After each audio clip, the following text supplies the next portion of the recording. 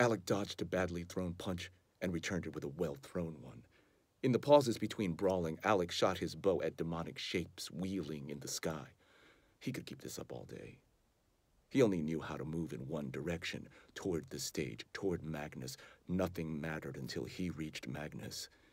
He could see Magnus in gaps between the crowd. He was standing on stage as though he'd been addressing the assembly. Xinyan was standing next to him, shouting and waving her arms, thankfully not participating yet in the battle. Magnus turned halfway. There was blood on Magnus's throat and his shirt, and a dark bruise on his face. Alec's heart wrenched. Then Magnus caught his eye. There was one of those brief moments of battle stillness, like the eye of a hurricane, where time belt stretched thin. Magnus seemed so close, as if Alec could reach out and touch him, gentle his bruises, stand between him and the crowd. He remembered running to Magnus's Brooklyn brownstone one day. They had just started dating. There had been so much going on then in the world and inside Alec. The war was beginning, and Alec could not work out the mess of rage and confusion and longing in his own heart. He'd known Magnus only a couple of weeks.